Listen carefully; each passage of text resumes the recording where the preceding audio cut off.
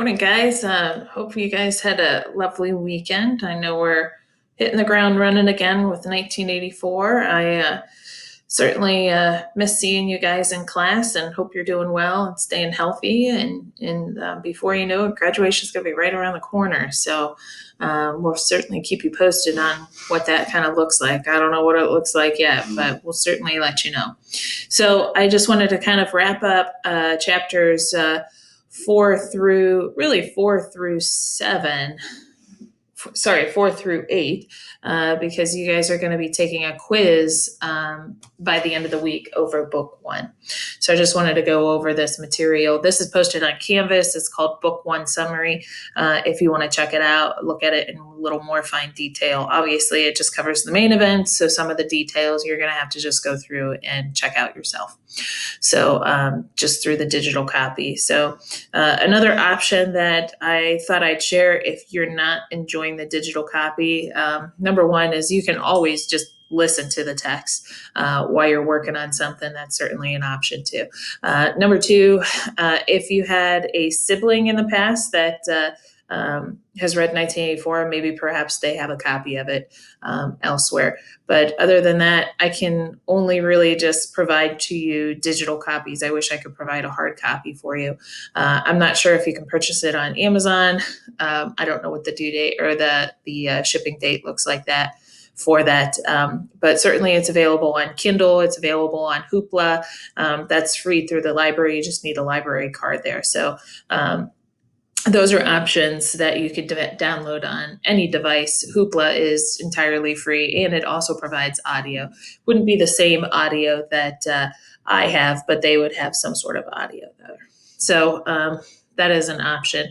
The other thing I wanted to share with you, I'm not sure if any of the other teachers have shared this with you, but there is no final exams this year. So woot, no final exams. So that's something that's we've discussed in our staff meeting on Friday. So as far as calculations of grade, there's obviously no double F rule, but just keep in mind that you do need to pass the course for the year. So, all right, let's take a look at book one, chapter 4.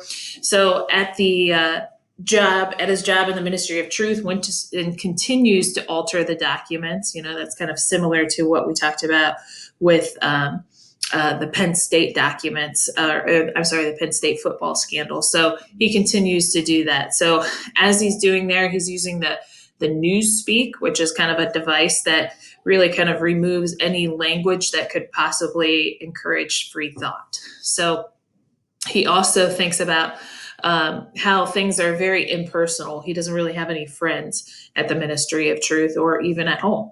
So then in book 5, Winston has a conversation with Syme, and they talk about this public execution that occurs. And he talks about how that's so beautiful, Syme does, and the beauty of Newspeak and how they're altering language and changing language to see how that fits for the party.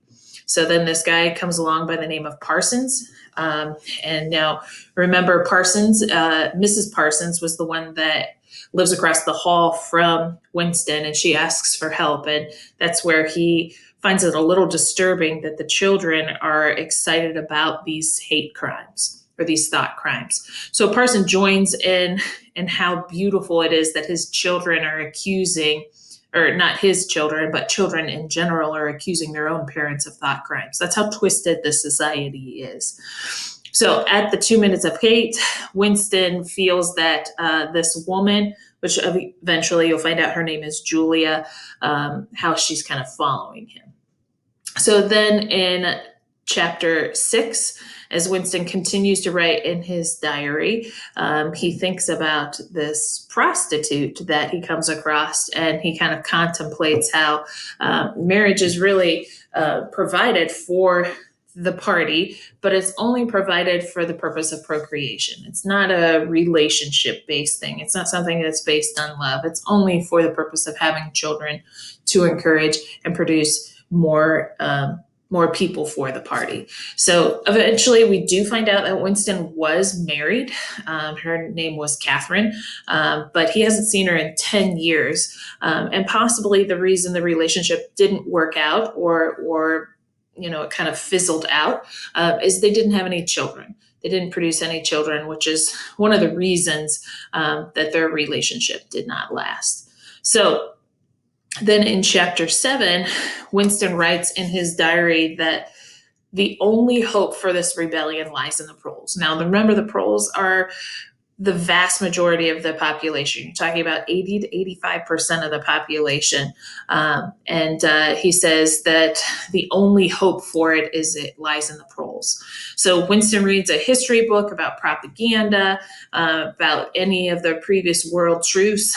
And during this time also, he finds out that 3 men were arrested and forced to confess in the crime that and crimes against the government, even though the party in Winston knew that there was evidence against it, that these men were actually innocent.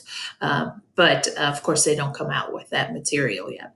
It's actually a photograph that comes across. So then in chapter 8, Winston kind of takes cover nearby as bombs start to land. Then while drinking in a pub, Winston wonders what life was like before the rebellion. And upon returning to the shop where he purchased the diary, Winston learns of this small room above the shop owned by Mr. Charrington. And this room does not have any telescreens. And so upon leaving the pub, Winston makes eye contact with a woman at the fiction department. So her name is, again, Julia. She is part of what's called the Anti-Sex League. So, but we'll get into that later on. Now, even though the government provides this, like, it's kind of weird, but they provide this like state-produced pornography. It's a little odd, but they do that. The government provides that, and they provide like alcohol and cigarettes in their rations. They do that so there's no reason to go outside of what the government has provided. So that's part of the strange society that 1984 is. So if you have any questions on book 1, just shoot me an email or anything on the Remind.